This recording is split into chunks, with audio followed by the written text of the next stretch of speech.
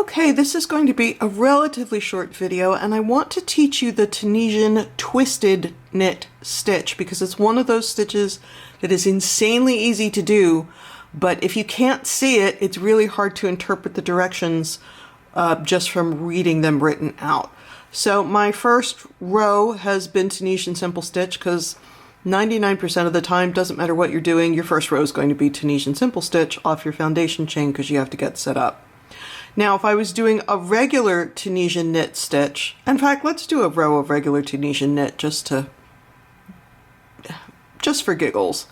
So I'm going to go right to left under the vertical bar and all the way through to the back of the work and pick up. Under that vertical bar through to the back of the work and pick up. Under that vertical bar through the back of the work, pick up. And I'm going to do this all the way across. And for these stitches, both the Tunisian knit and the Tunisian twisted knit, we're going to do a standard return, which is, let me go, I like to go under 2 at the edge. I think it makes a neater edge. You can't always do that with a lace pattern though, but this is not a lace pattern. So our standard return, we're going to chain 1 and then yarn over, draw through 2 until I only have 1 left on my hook.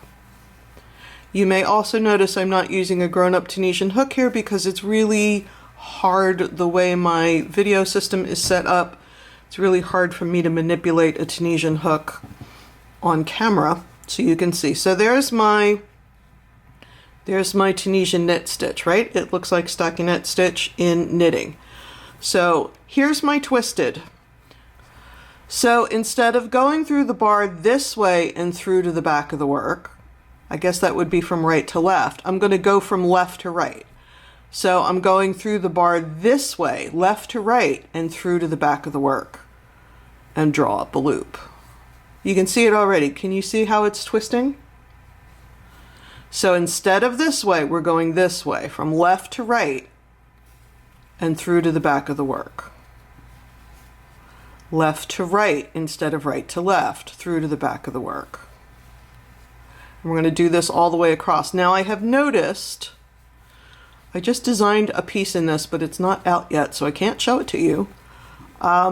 This twisted, and here I am at the end, going under 2, and a standard return. This twisted knit stitch tends to draw in width-wise, so it is far narrower.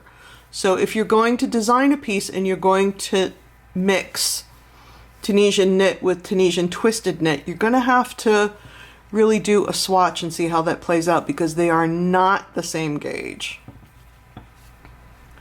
So there's my twist. So there was my regular Tunisian knit stitch down here. Here's my twist. Let's do the twist one more time. So left to right, left to right.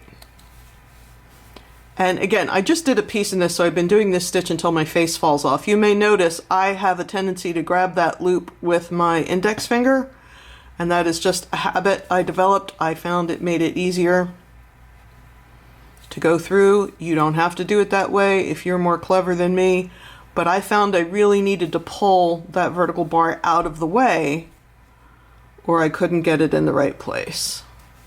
Let's do one more standard return here and take a closer look.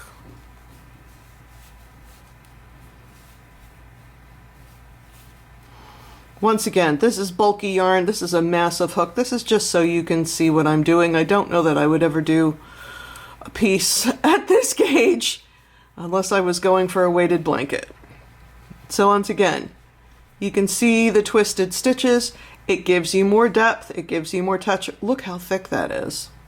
And it looks pretty much the same on the back as a regular Tunisian knit stitch. So thanks so much for joining me. Please visit the blog. Please like the video. Please subscribe to the channel. Please do all the things so I can keep making content. Thanks to you all. Bye-bye.